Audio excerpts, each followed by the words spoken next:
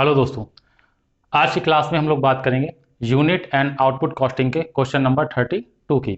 तो चलिए देखते हैं क्वेश्चन नंबर 32 हमारा क्या दिया हुआ है। क्वेश्चन नंबर 32 दिया हुआ था, the following figures are collected from the books of the iron factory after the close of the year. कोई लोहे की कंपनी है, फैक्ट्री है, उससे क्या किया गया, कुछ डेटा कलेक्ट किया गया है। क्या डेटा कलेक्ट किया गया है? Opening stock in the beginning of the year 21,000, opening stock दिया हुआ है। फिर लिखा है purchase during the year, purchase दिया है 1,50,000। Closing stock at the end of the year, closing stock दिया है 15,000। ये तीनों किसके पार्ट हो गए? प्राइम कॉस्ट के। ठीक है, ये पता है आप लोगों को। ये किस काम आएगा? ये रॉ मटेरियल कंज्यूम निकालने के काम आएगा। उसके बाद दिया हुआ था डायरेक्ट वेजेस 30,000। नेक्स्ट दिया हुआ था works overhead 50% of direct wages, यानी जो वर्क ओवरहेड यानी फैक्ट्री ओवरहेड जो है वो क्या है? डायरेक्ट वेजेस का 50%। डायरेक्ट वेजेस दिए हुए हैं, उनका 50% निकाल लेंगे, वही क्या हो जाएगा हमारा? Work overheads. ठीक है। फिर लिखा है stores overhead on material 10% on the cost of material. ठीक है, स्टोर्स ओवरहेड लगा मटेरियल पे, यानी मटेरियल को स्टॉक करने का खर्चा। ठीक है, फैक्ट्री का पार्ट ये भी हो जाएगा। Stores overhead on material 10% on the cost of material, यानी जो मटेरियल कॉस्ट आएगी उसका 10% क्या हो जाएगा? उसका 10% हो जाएगा स्टोर्स ओवरहेड। ठीक है, यानी कि हम लोग निकालेंगे सबसे पहले क्या? Cost of raw material consumed.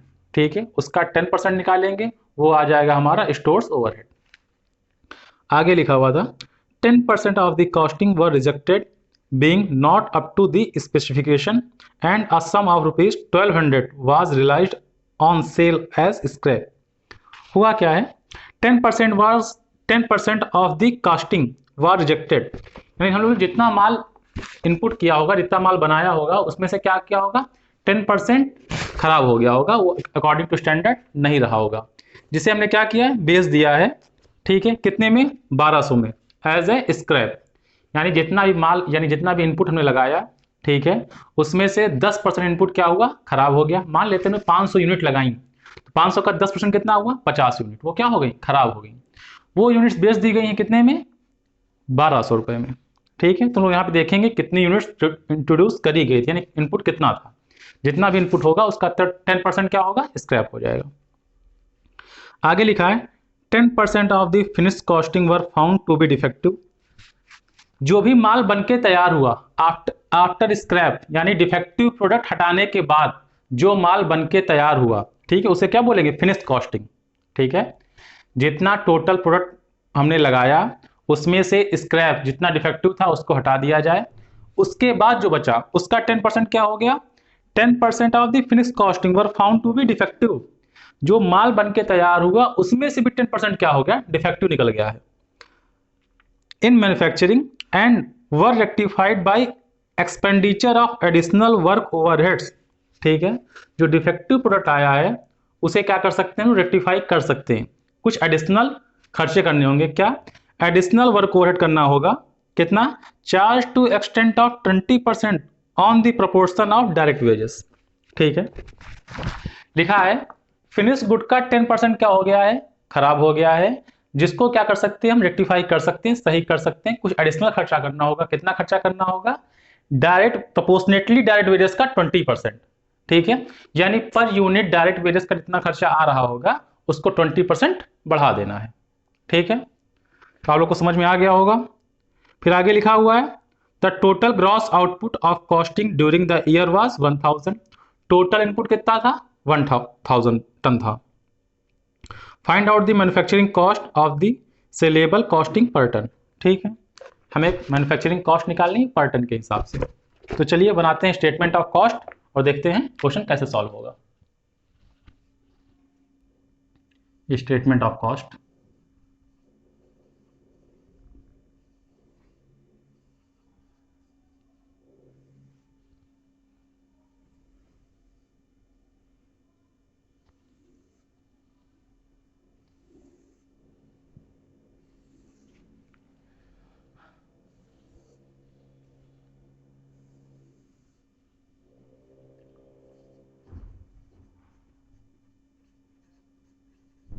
Particulars amount output bracket में टन। ये हो गया हमारा फॉर्मेट। सबसे पहले निकालेंगे हम लोग क्या, रॉ मटेरियल कंज्यूम्ड, कितने का रॉ मटेरियल हम लोगों ने यूज किया। उसके लिए सबसे पहले क्वेश्चन में दिया हुआ था opening stock in the beginning of the year. तो सबसे लिखेंगे हम लोग ओपनिंग स्टॉक, कितने का था ओपनिंग स्टॉक, 21,000। इसमें कर देंगे add purchase,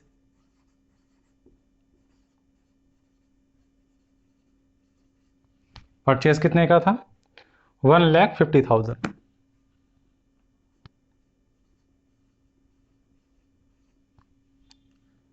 less closing stock,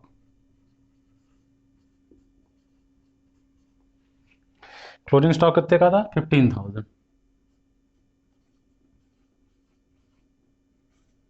ये आ गया 1,56,000।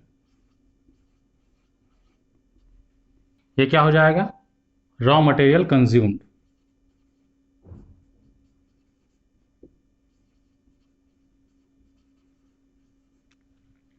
अब इसमें ऐड करेंगे हम लोग डायरेक्ट वेजेस।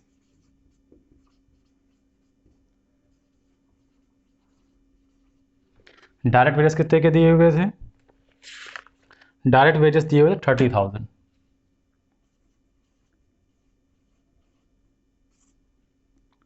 $1,86,000।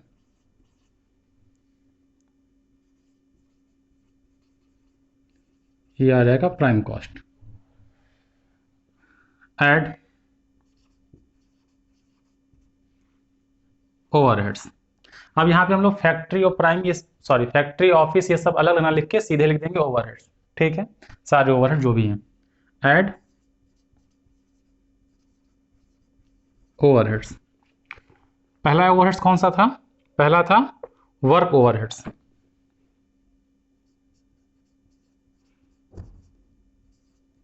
वर्क ओवरहेड कितना दिया हुआ था, 50% of direct wages.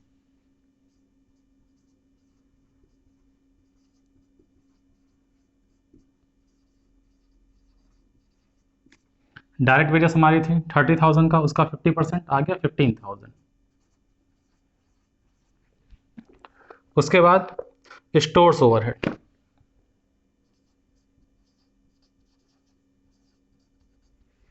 Stores overhead दिए थे 10% on the cost of material, 10% of cost of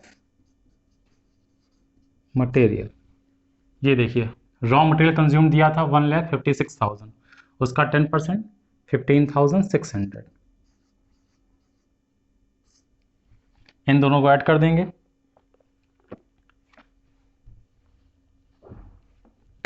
इनका एडअप आ जाएगा 1,86,000 प्लस 15,000, 15,600, 2,16,600, 2,16,600। ठीक है, अभी इसमें से हमको लेस करना है क्या, less sale of scrap, sale of scrap. अगर आप लोग को कॉस्ट शीट का फॉर्मेट याद होगा तो कॉस्ट शीट के फॉर्मेट में सबसे निकालते थे हम लोग प्राइम कॉस्ट। प्राइम कॉस्ट में हम लोग ऐड करते थे फैक्ट्री ओवरहेड्स, ठीक है। फैक्ट्री ओवरहेड्स ऐड करने के बाद उसमें ऐड करते थे opening stock of WIP, less करते थे क्लोजिंग स्टॉक ऑफ WIP। उसके बाद ऐड करते थे, क्या ऐड करते थे, रेक्टिफिकेशन कॉस्ट, और लेस करते थे सेल ऑफ स्क्रैप। इसको ऊपर नीचे कर सकते हैं, यानी पहले लेस कर दें सेल ऑफ स्क्रैप, उसके बाद ऐड कर दें रेक्टिफिकेशन कॉस्ट, ठीक है। तो ध्यान रखिएगा सेल ऑफ स्क्रैप क्या होता है, लेस होता है। तो यहां पे सेल ऑफ स्क्रैप कितना था, 1200,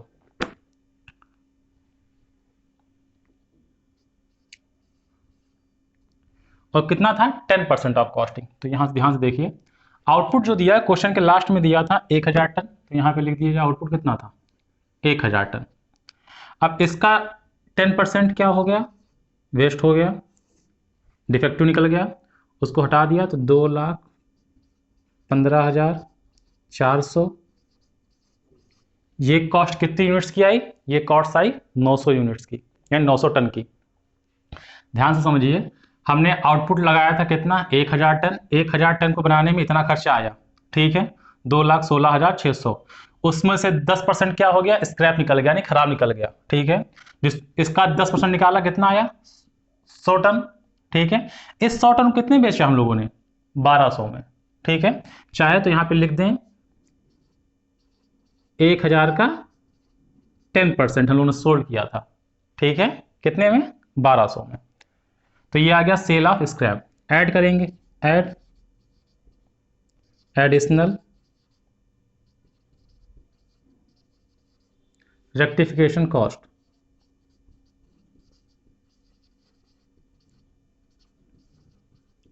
ये कितनी थी, इसके बारे में लिखा हुआ था 10% of the finish casting were found to be defective in manufacturing and were rectified by expenditure of additional work overhead charged to the extent of 20% on the proportionate direct wages। ये चार्ज करना है direct wages पे।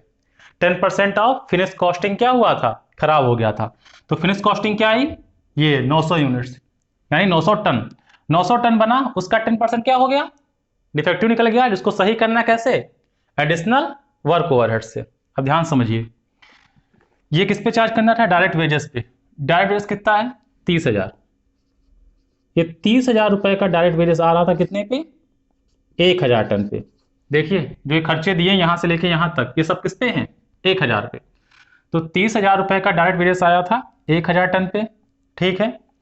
हमें चाहिए कितने पे, जितना हमारा क्या हुआ है, डिफेक्टिव हुआ, कितना, इसका 10%, यानी 90 पे। यानी हमें ये फाइंड आउट करना है कि 90 टन की डायरेक्ट वेजेस कितनी हुई, ठीक है।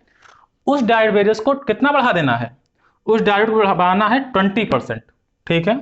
तो 1000 से डिवाइड करेंगे, 90 से मल्टीप्लाई करेंगे तो आ जाएगा 90 यूनिट, 90 टन का डायरेक्ट वेजेस, उसका निकाल दीजिए 20%,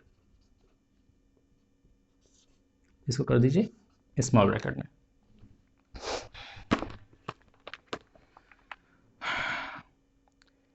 तीस 30,000 डिवाइड बाई 1000 तो आ जाएगा ये 30 इंटू 90, 30 इंटू 90 या 2700 इंटू 20% या 540, यानी 540 रुपए का क्या हुआ, एडिशनल खर्चा हुआ, ठीक है। जिससे जो हमारी डिफेक्टिव यूनिट्स थी वो क्या हो गई, सही हो गई, ठीक है।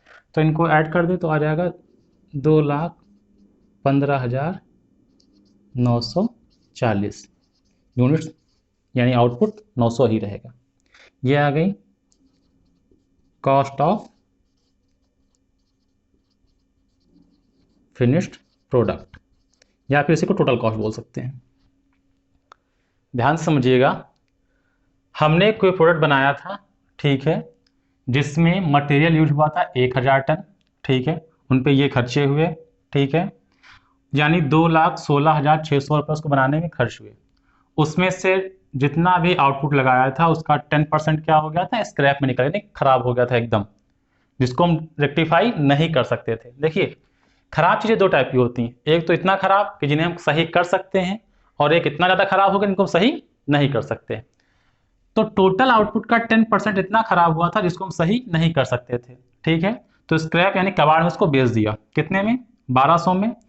तो आउटपुट बचा हमारा 900, और जो बेचा उतना पैसा रिकवर हो गया तो उसको माइनस कर दिया था।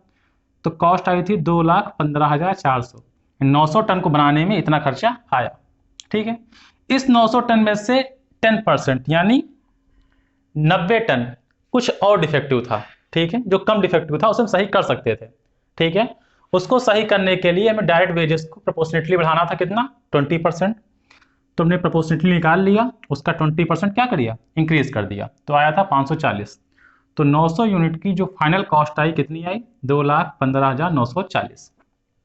अगर कॉस्ट पर टन निकालना हो, कॉस्ट पर टन निकालना हो तो उसके लिए 2,15,940 डिवाइड बाई 900, 2,15,940 डिवाइड बाई 900, 239.93 239.93।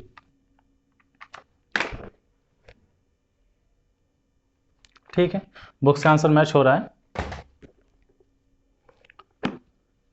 तो क्वेश्चन आप लोगों को समझ में आ गया होगा। एक बार क्वेश्चन को फिर से देख लीजिए। क्वेश्चन क्या कह रहा था कि कोई आयरन फैक्ट्री थी, ठीक है, जिसमें हम लोग 1000 टन का आउटपुट लगा रहे थे, जिसको बनाने में ओपनिंग स्टॉक हमारे पास था 21,000 रुपए का, परचेज लगा 1.5 लाख रुपए का, क्लोजिंग स्टॉक था 15 का। इन सबको एडजस्ट किया तो आ गया रॉ मटेरियल कंज्यूम्ड 1,56,000 रुपए। डायरेक्ट वेजेस खर्च किया, आया 30,000 रुपए। दोनों को ऐड किया तो प्राइम कॉस्ट आ गई 1,86,000। कुछ ओवरहेड्स हुए थे, वर्क ओवरहेड हुए थे 50% of direct wages. Direct wages का निकाल लिया हम लोगों ने, 50% अप्लाई कर दिया। स्टोर्स ओवरहेड हुए थे 10% ऑफ कॉस्ट ऑफ मटेरियल, तो कॉस्ट ऑफ मटेरियल का निकाल लिया हम लोगों ने, 10% अप्लाई कर दिया तो आ गया 2,16,600। यानी 1,000 टन प्रोडक्ट बनाने की कॉस्ट ये आई। इस 1,000 में से 10% क्या हुआ था, खराब हो गया था, एकदम खराब, जिसे हम सही नहीं कर सकते थे, तो उसे माइनस कर दिया, बचा 900 टन। इस 1,000 जो एकदम खराब हुआ था उसको भंगार में बेच दिया, यानी कबाड़ में बेच दिया। कितना मिला उससे, 1200, यानी इतनी कॉस्ट रिकवर हुई, उसको माइनस कर दिया तो आ गया 2,15,400। यानी 900 यूनिट की जो कॉस्ट आई 2,15,400। यानी कि एकदम सही बना होता है प्रोडक्ट, कोई किसी भी तरीके का कोई डिफेक्टिव ना निकलता तो 900 यूनिट की कॉस्ट यही हो जाती। बट हुआ क्या, इस प्रोडक्ट में से भी फिनिश प्रोडक्ट का क्या हुआ था, 10% डिफेक्टिव निकल गया था। यानी 900 का 10% कितना आया था, 90। ये क्या हो गया था, डिफेक्टिव, जिसे सही किया जा सकता था कुछ कॉस्ट बढ़ा करके। कितना कॉस्ट बढ़ाना था, डायरेक्ट वेजेस का 20% बढ़ाना था प्रोपोर्शनेटली। तो हमने निकाला प्रोपोर्शनेटली 90 टन का कितना खर्च होता है, तो 30,000 डिवाइड बाई 1,000 इंटू 90 किया, जो भी आया उसका निकाला 20%, वो एडिशनल कॉस्ट आ गई, उसको क्या कर दिया, ऐड कर दिया। तो यानी 900 यूनिट को सही करने के बाद, रेक्टिफाई करने के बाद कितना कॉस्ट आई, 2,15,940। वही हमारी क्या होगी, कॉस्ट ऑफ फिनिश प्रोडक्ट। ठीक है, तो उम्मीद करते हैं आप लोग क्वेश्चन समझ में आ गया होगा। अगर क्वेश्चन समझने में कहीं कोई दिक्कत हो रही है तो कमेंट सेक्शन में अपनी प्रॉब्लम जरूर लिखें। और आप लोग को अच्छे समझ में आ रहा है तो वीडियो को दोस्तों के साथ शेयर करें ताकि वो भी क्वेश्चन को समझ पाएं। फिलहाल आज के लिए इतना ही, फिर मिलते हैं अगली क्लास में अगले क्वेश्चन के सॉल्यूशन के साथ।